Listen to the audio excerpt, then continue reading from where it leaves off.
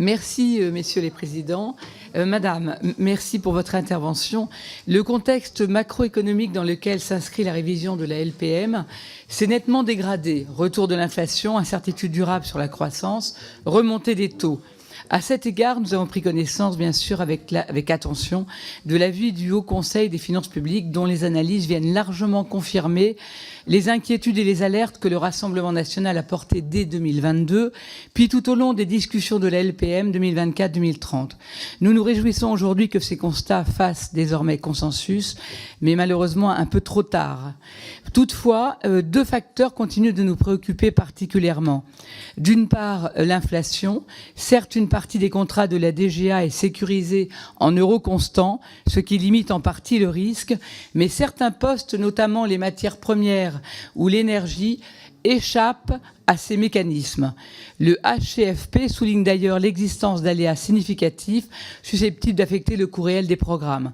D'autre part, la remontée des taux d'intérêt, elle alourdit la charge de la dette et réduit les marges de manœuvre budgétaires dans un contexte où le HCFP relève déjà une trajectoire des finances publiques non respectée et des tensions accrues sur la dépense.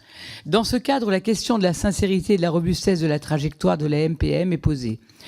Le HCFP met en évidence des reports de charges élevés, une montée en puissance tardive des crédits et des risques réels de soutenabilité.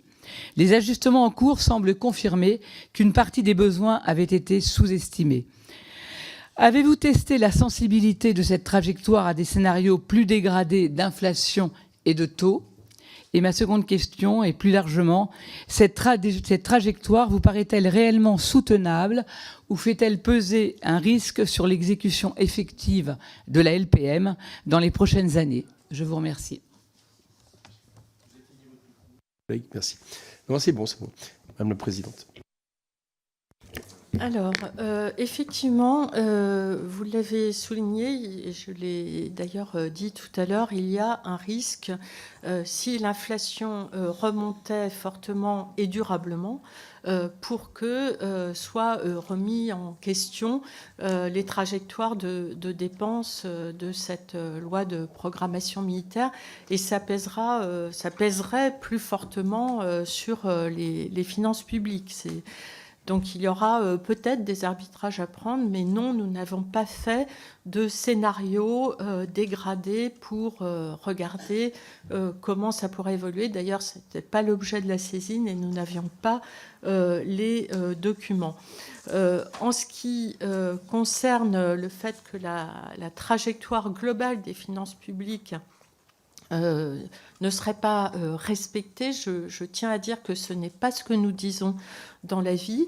Nous rappelons que la loi de programmation des finances publiques n'est plus opérante, mais en revanche que à ce stade, en tout cas, la trajectoire de dépenses primaires nettes, elle, reste respectée.